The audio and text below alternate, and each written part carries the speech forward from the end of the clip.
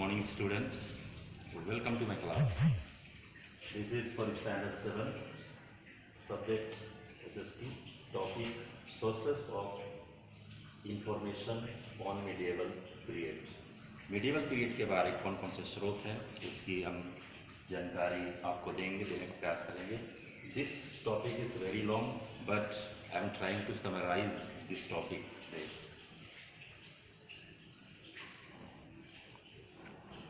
History is constructed by historians after studying various sources that have come down to us from the past.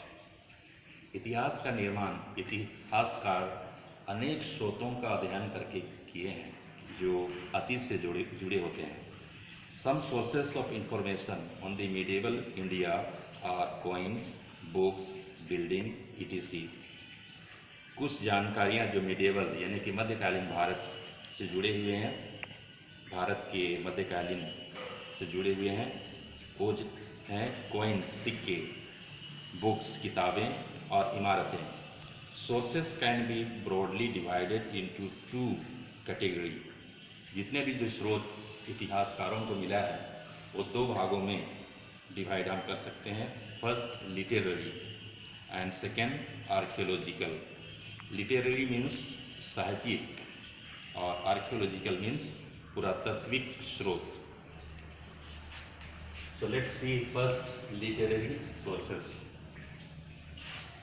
Literary sources constitute the body of written records in the form of chronicles, commentaries, royal orders, farmans, folklore, dramas, autobiographies and biographies.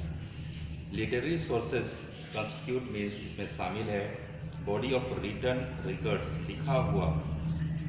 ये chronicles means क्रमबद्ध तरीके से वर्णन किया गया. टिप्पणियाँ, शाही orders, फरमान, drama, आत्मकथा और जीवनियाँ ये सभी लिखे गए हैं.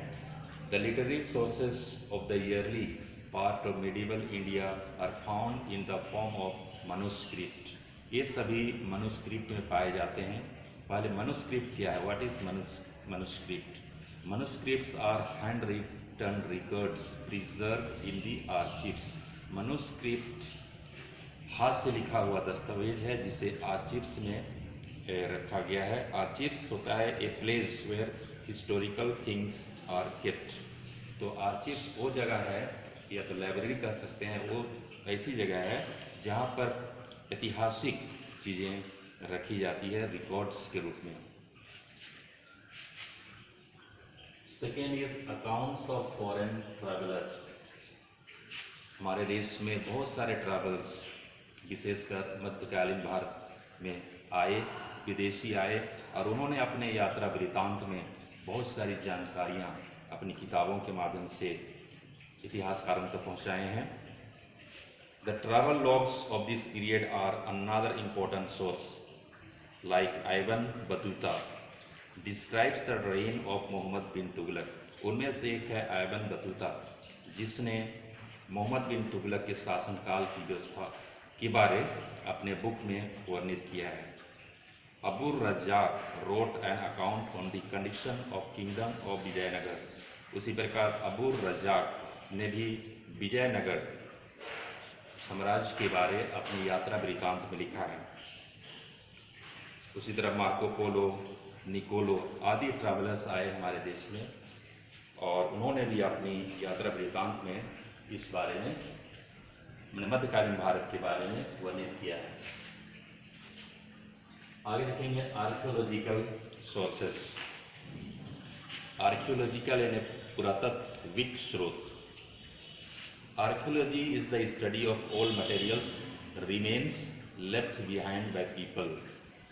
These includes all monuments like palaces, temples, buildings, coins, utensils, weapons, ornaments, inscriptions. Archaeology is the study of materials, remains left behind by the people. मनुष्य के द्वारा छोड़े गए बहुत सारे अवशेष जो पुरानी चीज़ें हैं उनका अध्ययन है आर्कियोलॉजी. और उनमें शामिल है जैसे कि मोनूमेंट्स, इमारतें हैं, राजमहल है, मंदिर हैं, बिल्डिंग्स हैं, सिक्के हैं, यूटेंसिल्स यानी बर्तन, वेपन्स हथियार, ऑर्नामेंट श्रृंगार, और इंस्क्रिप्शन यानी शिलालेख आदि। These are generally obtained by digging the surface of the earth। ये सारी चीज़ें पृथ्वी के नीचे दब गई होती हैं, उसको खुदाई करने के बाद प्राप्त होता है। The people who study such old materials, और जो लोग इन पुरानी चीज़ों का अध्ययन करते हैं उन्हें हम आर्कियोलॉजिस्ट कहते हैं, पुरातत्ववेदा कहते हैं।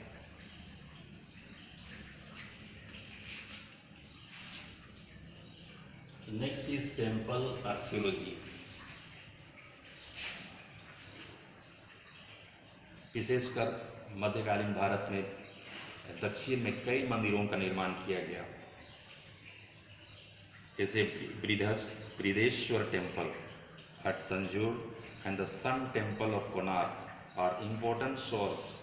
ये जो बृहदेश्वर टेम्पल है जो तंजौर में और सन टेम्पल जो कोणार्क में निर्माण किया गया, उस समय के बारे दर्शाते हैं, उस समय के क्या स्थिति थी और कैसे मंदिर का निर्माण हुआ। ये सारी जानकारी टेम्पल आर्कियोलॉजी से मिलती है। Temples are very important source of information। Temple building was an important activity in South India। विशेषकर टेम्पल बिल्डिंग साउथ इंडिया में किया गया।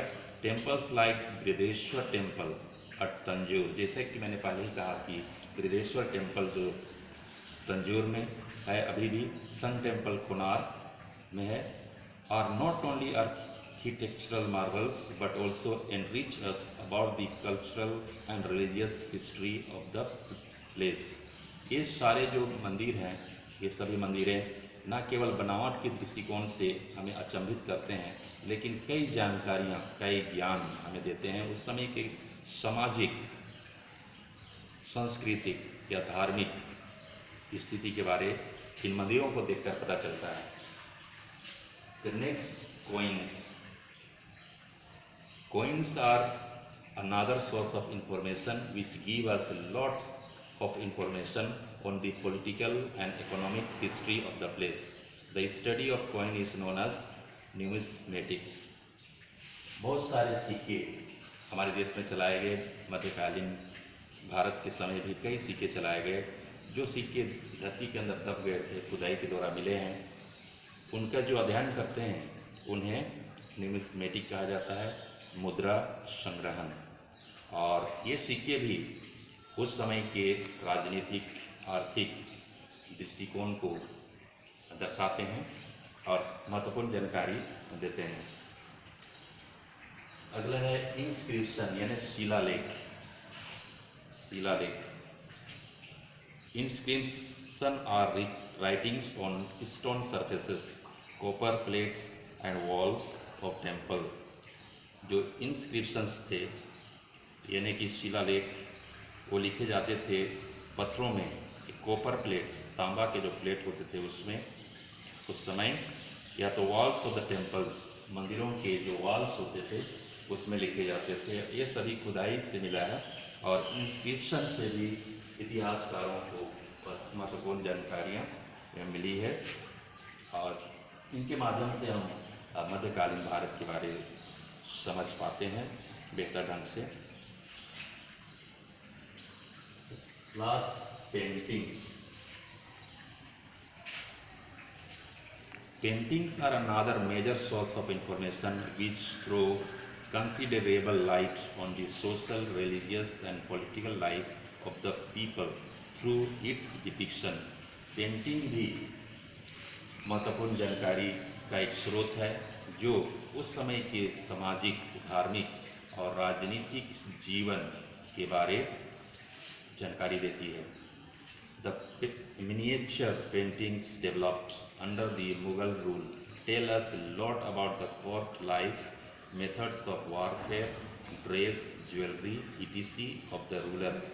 मिनिएचर मीन्स होता है बारीकी रूप से किया गया पेंटिंग। मिनिएचर पेंटिंग्स बारीकी रूप से या छोटे छोटे पेंटिंग्स, विशेषकर मुगल काल में ये डेवलप हुआ।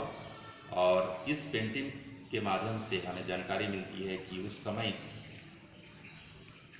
का जो कोर्ट लाइफ था, यानी दरबार में किस तरह से कार्य किए जाते थे, वारफेयर यानी कि युद्ध का ड्रेस कैसा होता था, युद्ध लोग कैसे करते थे, ड्रेस किस तरह होता था, ज्वेलरी कैसे होते थे, आदि की जानकारी मिलती है। तो ये इन सभी जो स्रोत हैं जिनको इतिहासकारों ने अध्ययन किया और मध्यकालीन भारत के बारे बुक्स में लिखे, जिससे हम पढ़ते हैं। For today's homework, word meaning, find out the meaning, achieve, travel logs, foreign, literary, numismatic. Thank you for watching. Have a good day.